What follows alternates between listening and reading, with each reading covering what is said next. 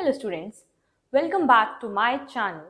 Today we will study the topics of JAM differential equations.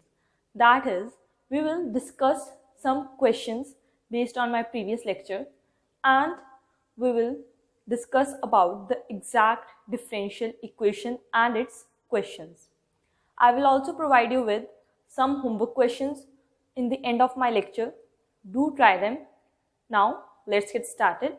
अब हम एक equation देखते हैं e raise to power x d Y by D x plus 3xy is equal to x square y.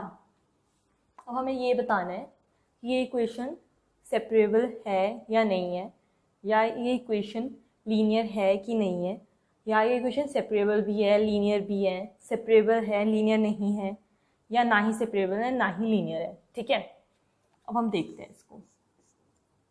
अब देखने से तो ऐसा लग रहा है कि ये लीनियर नहीं है मे बी, एंड ना ही सेपरेबल है। तो अब करके देखते हैं हम।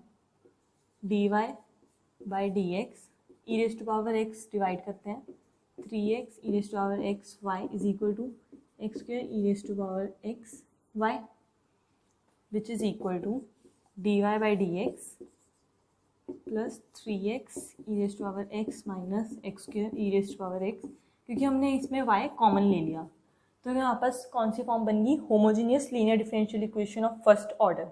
एंड ये सेपरेबल भी है। कैसे? क्योंकि यही अगर हम यहाँ ले जाते पूरी टर्म y यहाँ ले जाते dx ऊपर ले जाते तो ये सेपरेबल भी बन जाती। अब हम एक और क्वेश्चन देखते हैं। Find the equation of the curve satisfying sin y dy by dx equal to cos y into 1 minus x cos y and it passes through the origin।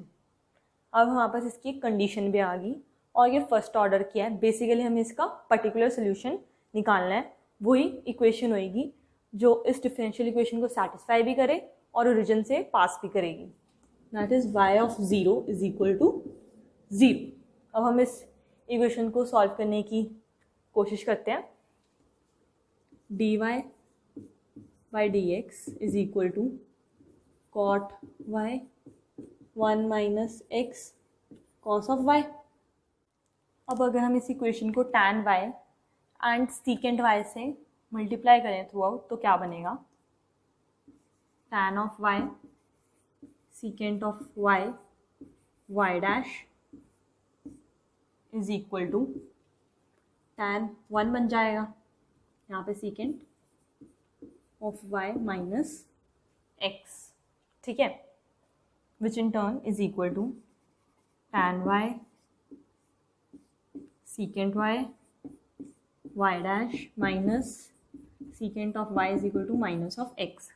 अब हम इसमें जो सीकेंट ऑफ y है उसको हम suppose कर लेते हैं v है वो फंक्शन। हमने ऐसा क्यों किया है, क्योंकि अगर हम सीकेंट का डेरिवेटिव लेते हैं विद रिस्पेक्ट टू x तो वो क्या आएगा हमारे पास, tan of y into secant of y dy by dx। So basically ये जो इक्वेशन है हमारे पास वो भी रिड्यूस हो सकती है लीनियर फॉर्म में, हालांकि ये नॉन लीनियर है। सो हमारे पास क्या बना अभी है, D V over D X minus of V is equal to minus of X. यहाँ पे माइनस वन हम p सपोज कर सकते हैं एंड माइनस एक्स हम q सपोज कर सकते हैं। Both are the functions of x only and v हमारा यहाँ डिपेंडेंट वेरिएबल है। So therefore this is a function, this is a differential equation in linear form। अब हम इसको सॉल्व करना अच्छे से जानते हैं। इंटीग्रेटिंग फैक्टर निकालते हैं इसका, e raise to power minus 1 of D X is equal to e raise to power minus X. ठीक है, v into integrating factor e raise to power minus x is equal to q into integrating factor e raise to power minus x D x plus c। So अब हमारे पास क्या आता है, ये v की value क्या थी हमारे पास, secant of y e raise to power minus x is equal to अब अगर इसको इंटीग्रेशन करें हम, integration by parts, minus of x integration e raise to power minus x D x plus, plus इसलिए आया क्योंकि माइनस ऑफ माइनस प्लस हो गया, एक्स का डेरिवेटिव 1 और e raise to power minus x का डेरिवेटिव आएगा हमारे पास, इंटीग्रेशन आएगी हमारे पास e raise to power minus x minus d x plus c, e raise to power minus x secant y is equal to x E raise to power minus x minus e raise to power minus x plus हो गया ये भी, क्योंकि जब e raise to power minus x की integration क्या आएगी, minus of e raise to power minus x, minus minus gets plus, plus c. अब हम इस इक्वेशन में e raise to power x throughout multiply कर देते हैं, secant of y is equal to x plus 1 plus c e raise to power x.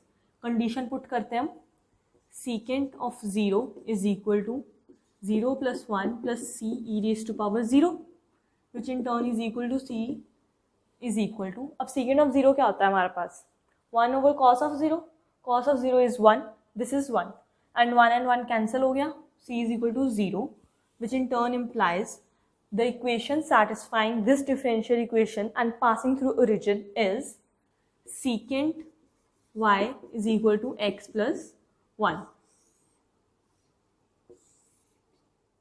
अब हम देखते हैं Pfaffian डिफरेंशियल इक्वेशन हम किसको कहते हैं।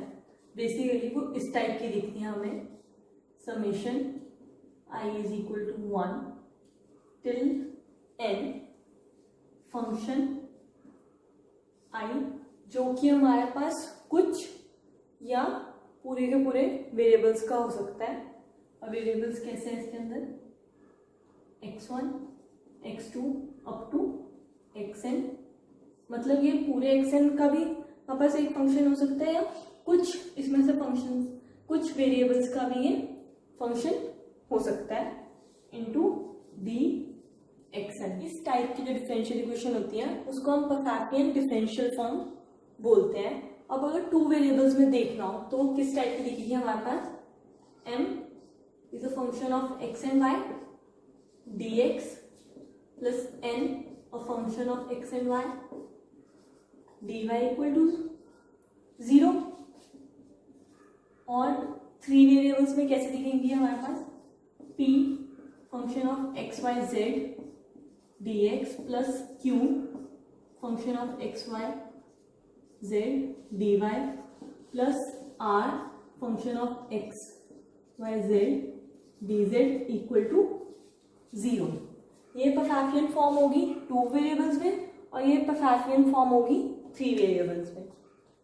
तो हम इस इक्वेशन की बात करेंगे बेसिकली और देखते हैं एग्जैक्ट डिफरेंशियल इक्वेशन ये कब बनती है।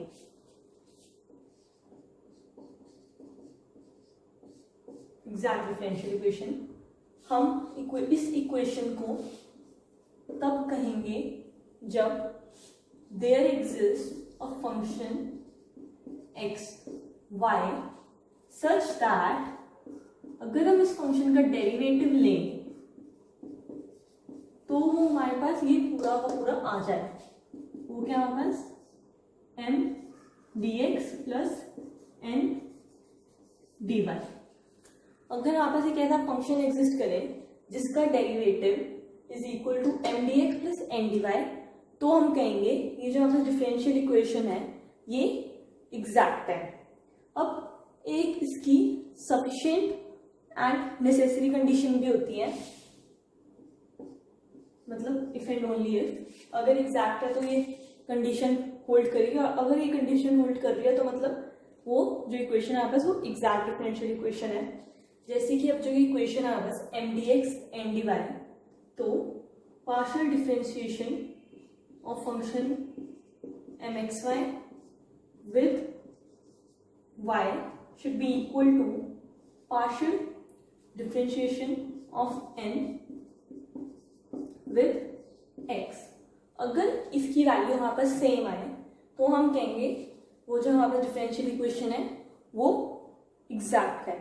अब जो हमारे पास एग्जैक्ट डिफरेंशियल इक्वेशन होती है, जो हमारे पास जनरल सोल्यूशन इसका निकल कर आएगा basically f of x y equal to c, क्योंकि ये किसके इक्वल था, 0 के इक्वल, तो हमारे पास f x y equal to c आ जाएगा जब हम इंटीग्रेट करेंगे बोथ द साइड्स। इसीलिए जब हमारे पास जो जनरल सोल्यूशन होता है एग्जैक्ट डिफरेंशियल इक्वेशन का, उससे अगर हमें एग्जैक्ट डिफरेंशियल इक्वेशन बनानी पड़े, बस उसको एक बार डिफरेंशिएट कर दो तो हमारे पास एग्जैक्ट डिफरेंशियल इक्वेशन बन जाती है, बिना कुछ सब्ट्रैक्शन के या एलिमिनेट करके कॉन्स्टेंट्स कुछ भी नहीं करना है, बस जनरल सोल्यूशन को डिफरेंशिएट करके हमारे पास डिफरेंशियल इक्वेशन बन जाती है।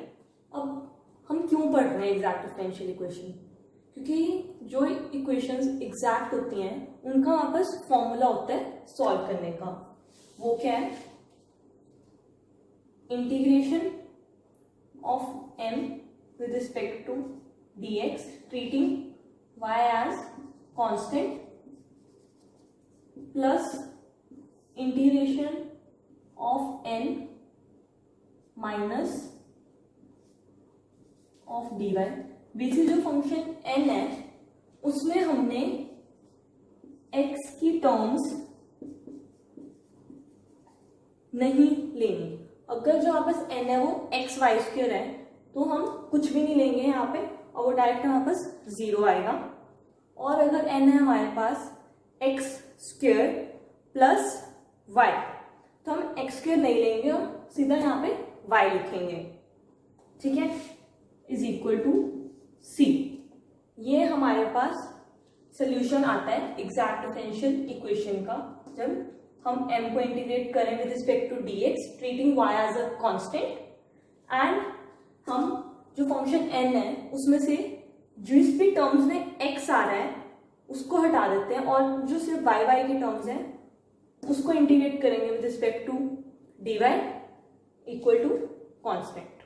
कांस्टेंट एक है क्योंकि फर्स्ट ऑर्डर की डिफरेंशियल इक्वेशन है, इसलिए 1 आर्बिट्रेरी कांस्टेंट। ये हमारा इसका सोल्यूशन निकल जाता है इजीली।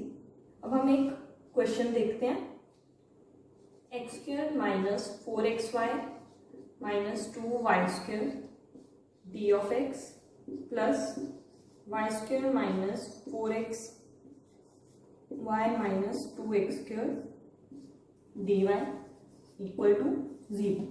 ये हमें डिफरेंशियल इक्वेशन दे रखी है। अब हम देखते हैं कि डिफरेंशियल इक्वेशन एग्जैक्ट है कि नहीं। ये हमारा क्या होगा, mxy जो भी dx के साथ होता है उसको हम y के रिस्पेक्ट से पार्शियली डिफरेंशिएट करते हैं और जो भी dy के साथ होता है उसको हम x के रिस्पेक्ट में पार्शियली डिफरेंशिएट करते हैं उस फंक्शन को, एंड ये हमारे पास होगा n। तो curly m with respect to y अगर हम डिफरेंशिएट कर रहे हैं तो क्या आएगा हमारे पास 0 माइनस 4x माइनस 4y, ठीक है। अब अगर हम इसको डिफरेंशिएट करें विद रिस्पेक्ट टू x तो क्या आएगा minus 4y, 0 minus 4y minus 4x, और हमें क्लियरली दिख रहा है कि m की partial differentiation with respect to y is equal to n की partial differentiation with respect to x, minus 4x minus 4y, यहाँ भी माइनस 4x माइनस 4y है। तो इससे हमें पता लग गया ये जो हमारी इक्वेशन है वो एग्जैक्ट है। तो एग्जैक्ट डिफरेंशियल इक्वेशन को सॉल्व करने के लिए हम ये वाला फॉर्मूला अप्लाई करते हैं। फॉर्मूला अप्लाई करने पे हमारे पास क्या आ रहा है, m क्या था हमारे पास, s square minus 4xy minus 2y square dx treating y as a constant plus, अब इसमें से हम n की वो टर्म्स में लेंगे जिसमें x है, इसमें x नहीं है तो हम y स्क्वायर ले लेंगे। इसमें यहाँ पे एक x है चाहे y भी हो, बट एक साथ में x तो आ गया ना तो हम वो कंसिडर नहीं करेंगे। यहाँ पे तो है ही x 2x स्क्वायर तो हम वो भी कंसिडर नहीं करेंगे। dy equal to a constant c। अब इसकी इंटीग्रेशन हमें पता है अच्छे से, x क्यूब बाय 3, y हम एज अ कांस्टेंट ट्रीट करेंगे तो माइनस वाई बाहर निकालो, 4x की इंटीग्रेशन क्या आएगी हमारे पास 4x² ओवर 2, यहाँ पे y हमारा एज ए कॉन्स्टेंट है तो y² भी हमारा कॉन्स्टेंट ही होगा, -2y², इंटीग्रेशन अगर सिंपल करेंगे हम dx तो क्या बचेगा हमारे पास x। अब इसकी इंटीग्रेशन करते हैं हम y के साथ, y raised to power 3/3 is equal to c। अब ये क्या है हमारे पास बन के x³ plus y³ over 3 -2xy² -2x²y equal to a constant. अब ये जनरल सॉल्यूशन है इस Now, differential turn off some homework questions. Question number 1. For what value of a, the given differential equation becomes exact? x² plus 3xy dx plus ax² plus 4y dy is equal to 0. And also find the solution. Question 2. Value of a for which equation becomes exact 2ay² minus 2y e raised to power 2x minus a plus 2xy minus e2x minus 3ay² whole y dash, or we also say y prime, equal to 0. Question 3. General solution of y prime plus y cos x plus sin y plus y whole upon sin x plus x cos y plus x equal to 0. That's all for today. Thank you.